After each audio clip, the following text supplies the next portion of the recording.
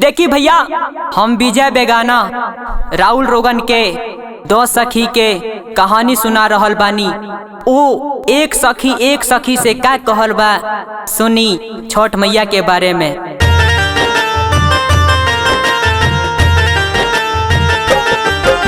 Singing by विजय बेगाना। अब mixing रहे छी एमएन प्रोडक्शन प्रस्तुति। छठी माई जी के करबू हम बरतिया, चाहे रहे पर भूखे पियोसिया।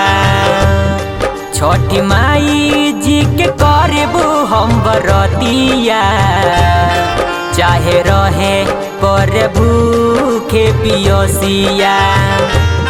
जाइब छठी घाटे हम, चाहे पारे जितना गम। जाइब छठी घाटे हम, चाहे पारे जितना गम। चाहे रहे पर दिनों रात पसिया है। छठी माई जी के करबू हम बरतिया, चाहे रहे पर भूखे पियोसिया। छठी माई जी के करबू हम बरतिया, चाहे रहे पर दिनों रात उपसिया।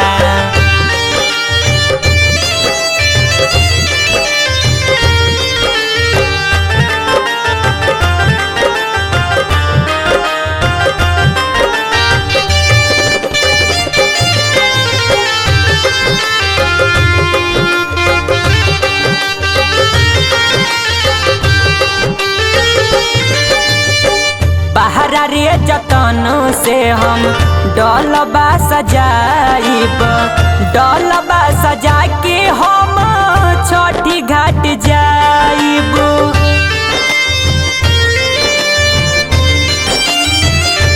हो बहरा रे जतन से हम डलबा सजाइब। डलबा सजा के हम छठी घाट जाइब।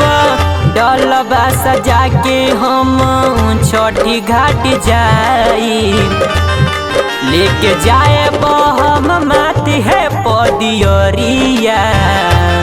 लेके जाए हम मात है पदियरिया।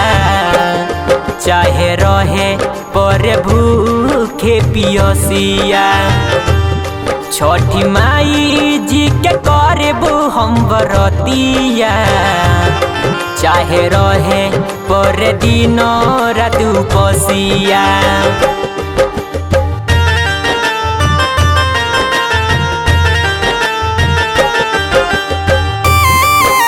अब मिक्सिंग रहे छी एमएन प्रोडक्शन प्रस्तुति।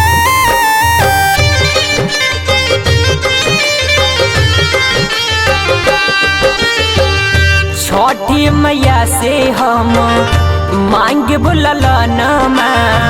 ललनमा के बिना बाटे सुन मोरी अंगनमा।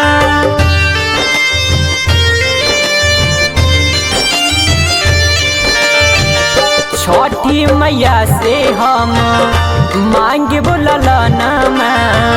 ललनमा के बिना सुना बाटे मोरी अंगनमा।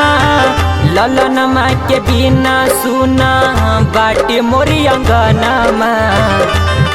गीत गाबो तार विजय बेगाना। गीत लिखो तार भरत सबरिया। चाहे रहे पर दिनों रात उपसिया। छठी माई जी के करबू हम बरतिया, चाहे रहे पर दिनों रात उपसिया। जाइब छठी घाटे हम, चाहे पारे जितना गम। जाइब छठी घाटे हम, चाहे पारे जितना गम।